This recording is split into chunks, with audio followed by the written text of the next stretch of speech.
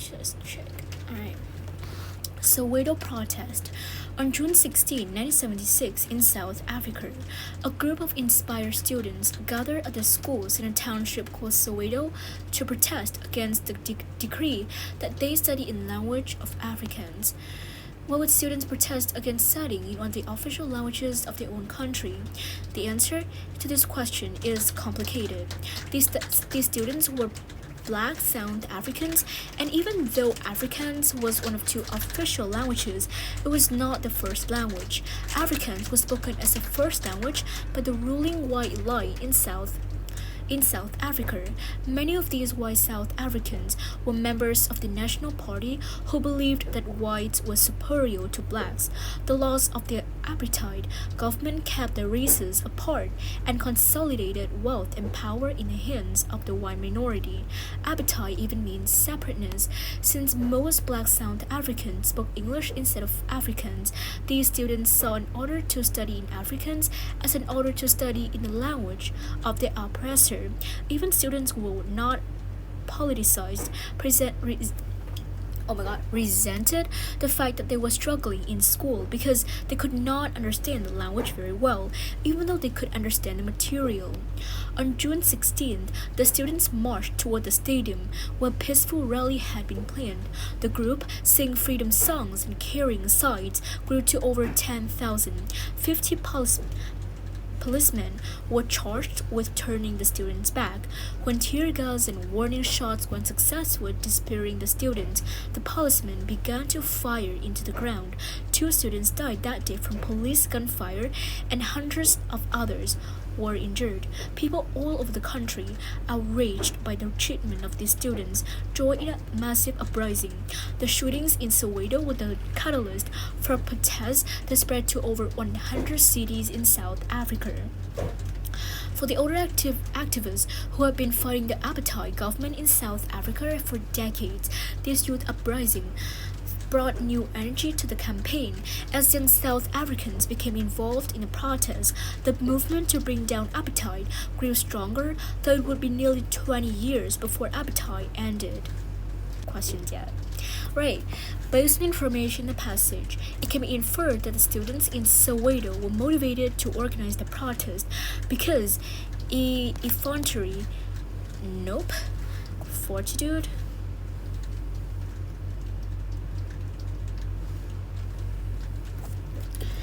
justifying something, violation or betrayal of faith in something considered unjust or offensive. Wait, I kind of like in 2 minds with 2 options here. It is B and E because both of them sound kind of make sense. However, we need to read the passage again. More specifically, this paragraph. Right.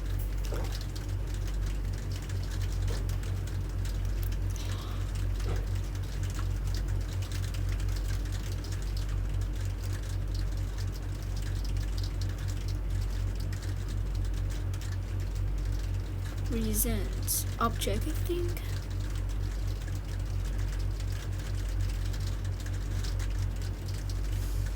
Oh, feel bitterness or indignation. I'm kind of feel like E is the correct answer. Okay. According to the other, which of the following groups generally spoke Afrikaans as the first language? The ruling white elite, yeah. The members of the National Party.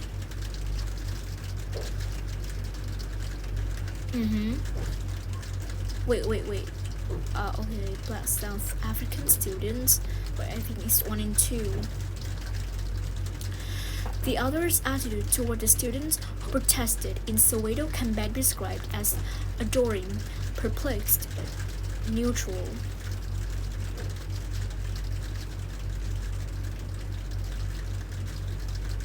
Condemning, okay. I think it's admiring actually. Because the others here, first off, inspired, okay? It means more positive meaning. And in the kind of like final paragraph, also word new energy, So yeah, you can see that the others actually really look up to those models, those people who actually protest for their freedom and for their right to not speak the language that they don't want to. Right. The two main reasons why the students in Soweto protested against speaking Afrikaans can best be summarized as encouragement from older activists and feeling great at school. Nope. Outrage over social injustice and frustrations at school. Yeah, I think B is correct, but let me continue reading their three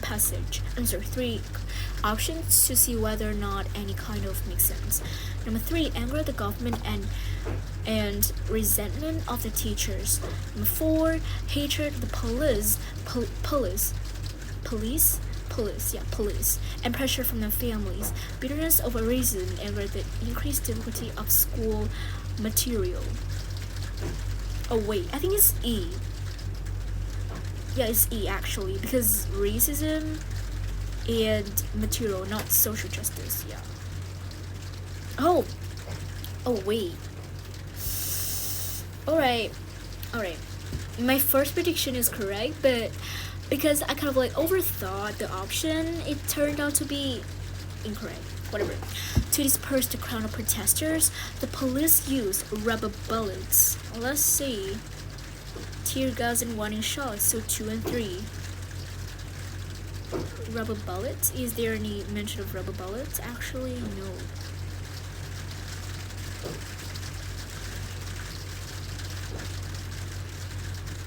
Yeah, it's only 2 and 3, I think.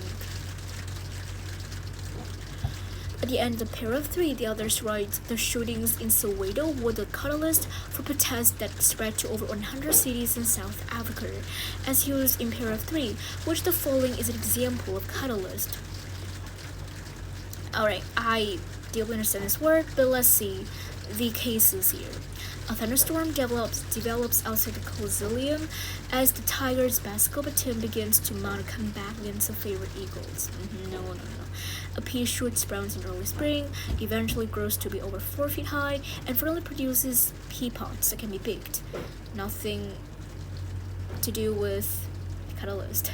The patient waits anxiously by the phone for days, dreading bad news until the lab results come back negative. Shisha's frequent tardiness plays a significant role in her failing grades and eventual suspension from school. An unsolved murder in a burning mystery in a small town, fire fed by rumors, gossip, and secrets. I think it's D. Right. The effect of young activists on the previous generation of activists can be better described as invigorating. What does that mean? Making one strong, healthy, and full of energy. Wait, I need to write down new words. So that's the ultimate way I do in order to expand my knowledge, because you need to build up your vocabulary foundation in order to comprehend the meaning of any reading material. Okay, let's write down.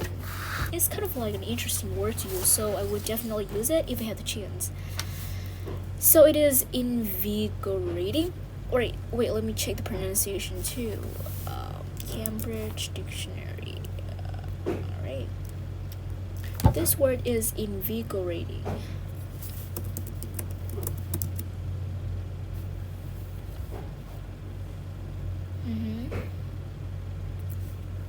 Invigorating. Alright. I shall write out some examples too. Wait. Apparently this pen is out of ink, so okay. It's fine now. Invigorating is an adjective, and that means making you feel healthier, less tired.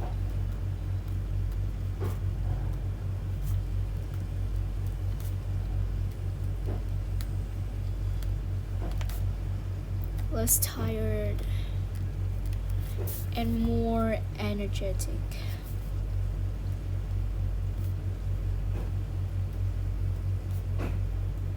Right.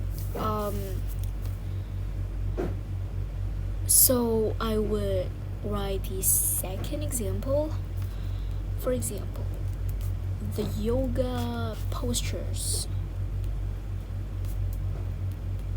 are invigorating and good for balance.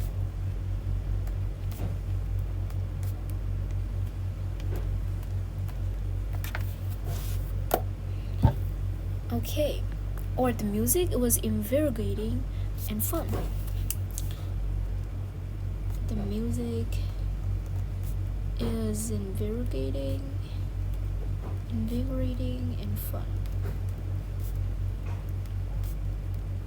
Alright, let's continue doing this. Soothing. What does soothing mean?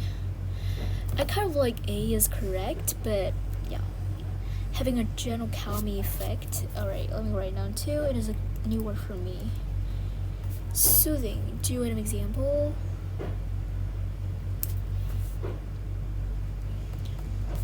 Having a gently calming effect. An example is she put on some soothing music. It is kind of like a good example.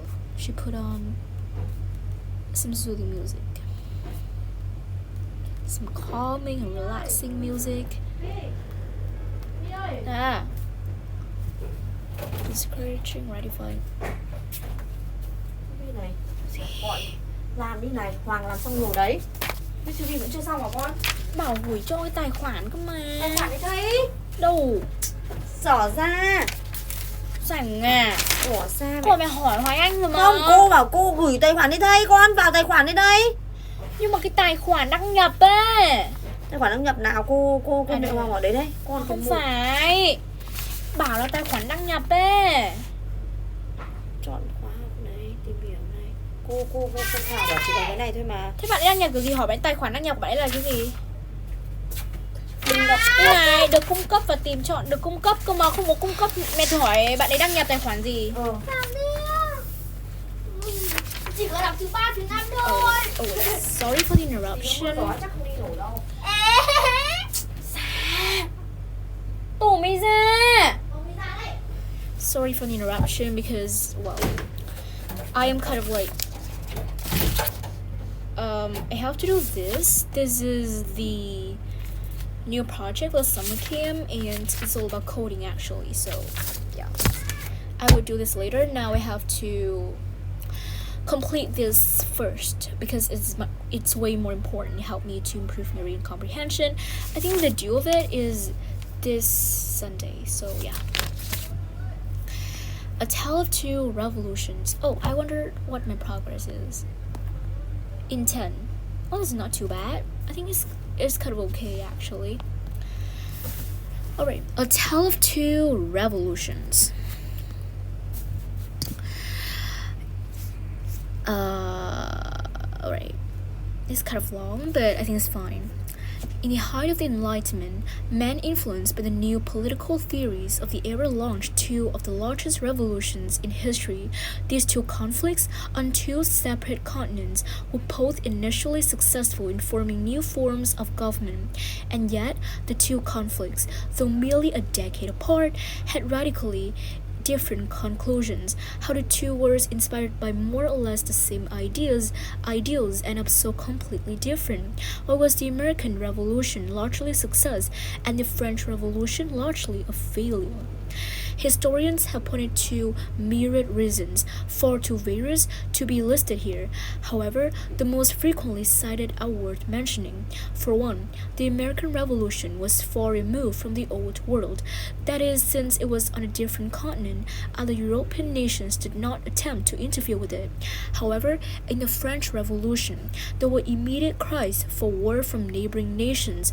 Early on, for instance, the out-state king attempted to flee to neighboring Austria and the army waiting there.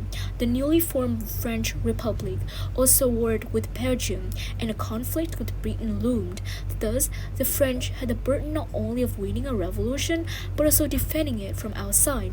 The Americans simply had to win a revolution. It can be inferred from paragraph 1 that the author most likely believes that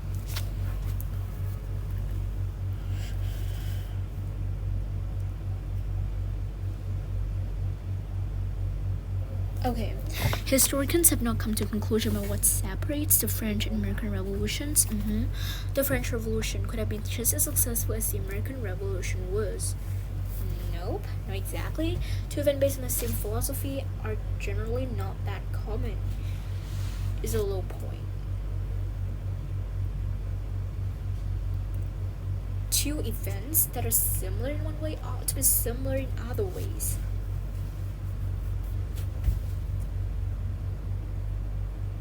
Oh my god. I knew it. I knew that this is E, but my instinct told me to do A. But yeah, let's view the explanation anyway. The passage opens with an explanation of the similarities between the American and French revolutions, but the first paragraph ends by wondering how they could be so different. The other wonders, for instance, how two wars inspired by more or less the same ideals end up so completely different. This implies that the other believes that two revolutions should have unfolded in similar ways, since they have had a few major similarities. Thus, it is suggested that the other believes that two events that are similar in one way to be similar in other ways. Therefore, choice is correct. But why my choice is not correct? Here we have the following explanations to explain why others option is not correct. Though the rest of the passage explores the different theories about why the French and American revolutions turned out differently, the first paragraph merely sets up the topic. Oh right. Oh wait. Okay. Right. The function to the questions that end paragraph 1 play in the passage. This relate back to a topic the author of the passage had originally planned to discuss but ultimately decided to avoid. No? They introduced the author's opinions on the main topic and summarize his or her main argument? Of course not.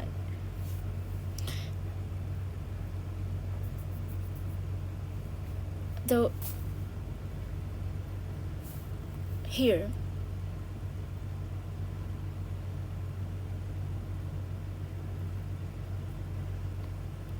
I think E makes more sense. Actually, whenever there was a question at the end of the passage, I think this is a rhetorical question. I mean, the question just be presented without any intention of being answered, just that to engage the reader more. But in this case, it is not, because it to represent that the following paragraph is used to explain this based on secondly and finally listing some kind of explanation and reasons. So yeah. As you see in paragraph 2, the word mirab most nearly means this is how do we say it? An uncountable number. A very massive amount that cannot be counted here. According to the passage, the reign of terror happened because of so as far as I'm concerned, there's no mention of the reign of terror, so I need to continue reading. Wait, which part I'm reading at? Okay. Secondly, the American Revolution seemed to have a better chance of success from the get-go due to the fact that Americans already saw themselves as something other than British subjects. Thus, there was already a uniquely American character, so there was not as loud a cry to preserve the British way of life. In France, several thousands of people still supported the king, largely because the king was seen as an essential part of French life, and when the king was first ousted and then killed, some believed the character itself was corrupted. Remember, the Americans did not oust a king or kill him. They merely separated from him. There's no mention of the reign of terror too, so let's continue reading to the final paragraph. Finally, there is a general agreement that the French were not as unified as the Americans, who for the most part put aside their political differences until after they had already formed a new nation. The French, despite the tennis court oath, could not do so. Infighting led to inner turmoil, civil war, and eventually the reign of terror, in which political dissidents were executed in large numbers. Additionally, the French people themselves were not unified. The nation had so much stratification that it was impossible to unite all of them, the workers, the peasants, the middle class, the nobles, the clergy, into one cause, and the attempts to do so under a new religion, the divine cult of reason, certainly did not help. The Americans, remember, never attempted to change society at large. Rather, they merely attempted to change the government. Okay, so we have the mentioned reign of Tory here. But there's some new words I think kind of need to be clarified. First, dissidents. What did that mean? So basically, dissident means a person who opposes official policy, especially that of an authoritarian state.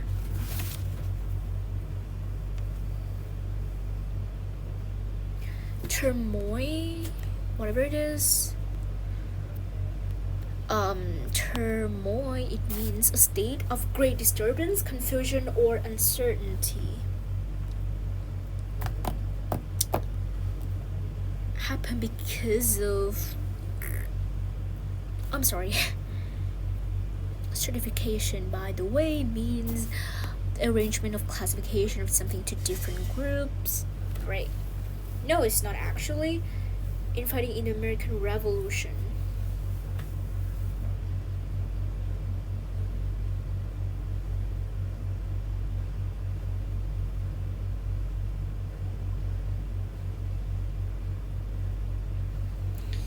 The decision, the French Revolution.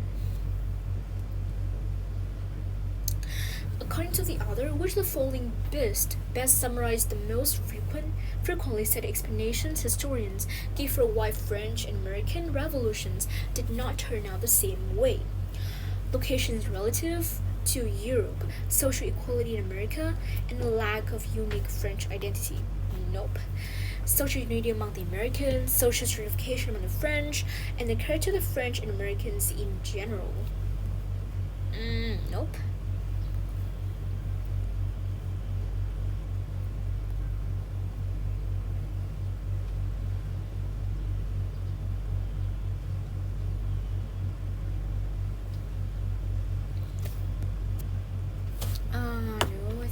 Locations relative to Europe, American and French characters, and political cohesion and lack thereof. Location relative to Europe, the decision to oust or oust the queen, and a lack of unity amongst all the revolutionaries. No, I think the geographic. It has nothing to do with the decision oust or not oust the king, because it doesn't make sense. Just an example. So, as is part of the word certification. Oh, I've just looked it up. It is, social inequality, physical differences, social cohesion. I think it's social inequality, right?